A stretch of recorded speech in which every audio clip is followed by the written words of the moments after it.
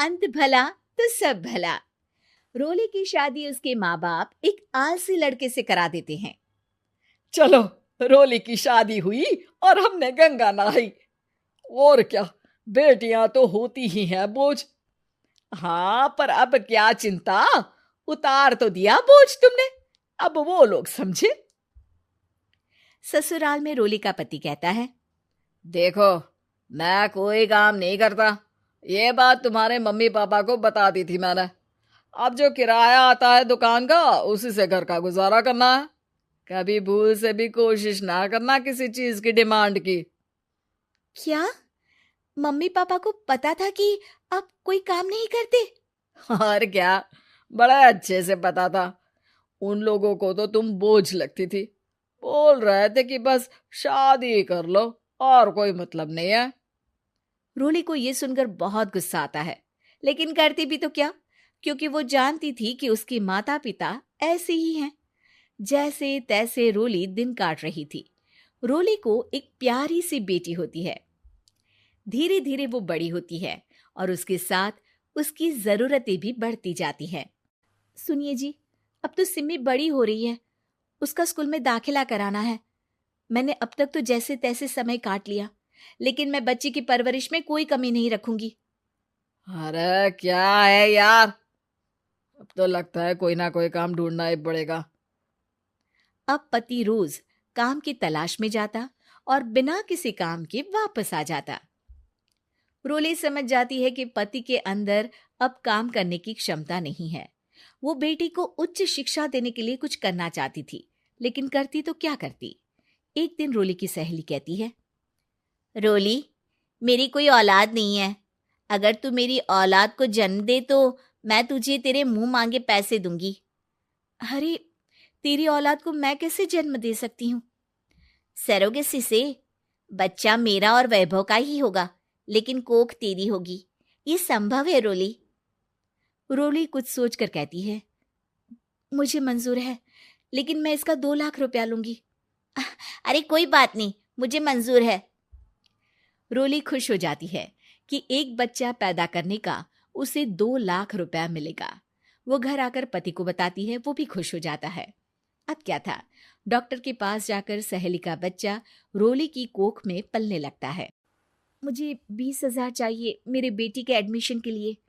हाँ हाँ ठीक है, मैं उसके एडमिशन से लेकर सारे खर्चे उसके अकाउंट में डाल रही हूँ। रोली की बेटी का एडमिशन हो जाता है। रोली को लगता है कि वो अब सब कुछ ठीक कर देगी। दिन और महीने आगे बढ़ते हैं।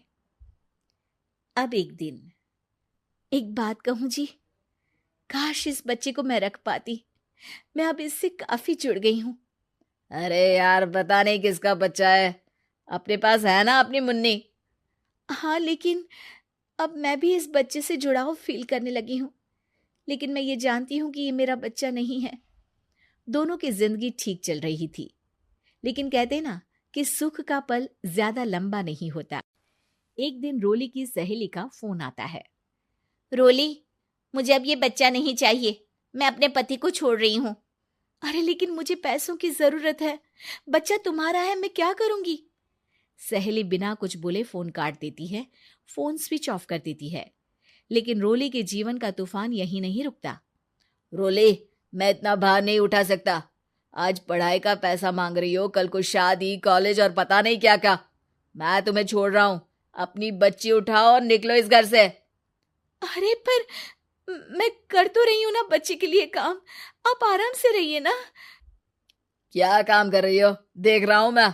ये छोटा शहर है, यहाँ लोगों को बात बनाते वक्त नहीं लगता। तो मैं क्या करूं?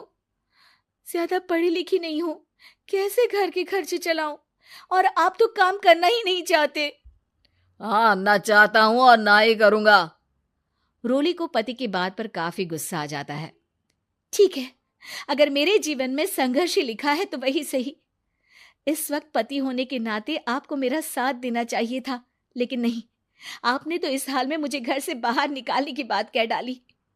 देखो, ये सारी फालतू की बातों के लिए वक्त नहीं है मेरे पास। रोली, जिसकी कोख में किसी और का बच्चा था और साथ छोटी सी बेटी, पति का घर छोड़कर रास्ते पर आ जाती है। रोली के पास मायके के सिवा दूसरा कोई रास्ता नहीं होता। अरे रोली कैसी है? कितने दिनों के लिए आई है?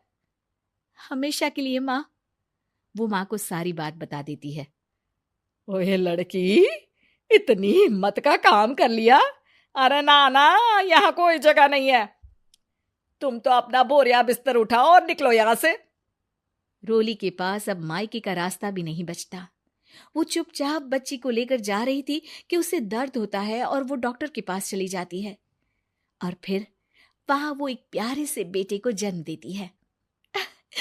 कितना प्यारा है, कितने अभागे हैं इसके माँ बाप जो इसके पैदा होने पर भी नहीं है। तभी वहां डॉक्टर आ जाती है। रोली, बच्चे के पिता तुमसे मिलना चाहते हैं। आपका बहुत बहुत शुक्रिया। मैं इस बच्चे को पालूंगा, भले ही इसकी माँ ने इसे छोड़ दिया हो, पर मैं अपनी जिम्मेदारी निभाऊंगा। तो क्या आप मुझे इसके पैदा करने के लिए जिन पैसों की बात हुई थी वो भी देंगे? हाँ, और साथ ही आप चाहें तो मेरे घर में रहकर मेरे बच्चे की देखभाल भी कर सकती हैं। मैं उसके लिए आपको सैलरी दे दिया करूंगा। रोली को लगता है कि जैसे भगवान ने उसके लिए सुकून का रास्ता खोल दिया। वो अब मुकेश के साथ उसके घर चली जाती है, जहां रहकर वो उस बच्चे की देखरेख करती है। अब मुकेश के घर को रोली अच्छे से संभाल लेती है। उसके लिए खाना बनाने से लेकर बच्चों की देखभाल और घर की देखरेख। धीरे धीरे मुकेश को रोली से प्यार हो जाता है। रोली, तुम्हारी बेटी और मेरा बेटा बिल्कुल भाई बहन की तरह साथ रहते हैं। हाँ, आखिर है तो एक ही कोख के बच्चे, अटैचमेंट तो होगा ही ना। रोली, तुमने घर और मुझे दोनों को संभाल लिया। ये तो मेरा काम है। आपने भी तो मुझे छत दी जिससे मैं अपनी बेटी की पढ़ाई और भविष्य के लिए पैसे जोड़ सकूं। अब रोली, क्या तुम मुझसे शादी करोगी? अब मैं जानता हूं तुम्हारी भी शादी कुछ खास अच्छी नहीं रही। रोली को मुकेश की बात ठीक लगती है। वो उसे हाँ बोलने की सोच ही रही होती है कि उसके पहले पति का फोन आ जाता है। रोली, मैं बहुत परेशान हूं। मेरा एक्सीडेंट हो गया है। मैं चाहता हूं तुम वापस आ जाओ। रोली को पुराने पति की चिंता होने लगती है। वो सोचती है कि वो क्या कर रही थी। हाँ हाँ ठीक है, मैं आ रही हूँ। हाँ रोली, आ जाओ, लेकिन बच्ची को कहीं हॉस्टल में छोड़कर आना, क्योंकि मैं नहीं चाहता कि हम लोगों के बीच फिर से वो सारी बातें हो। रोली को समझ आ जाता है कि पति आज भी सुधरा नहीं है। वो पति के पास जाने से इनकार कर मुकेश को हाँ कर देती है।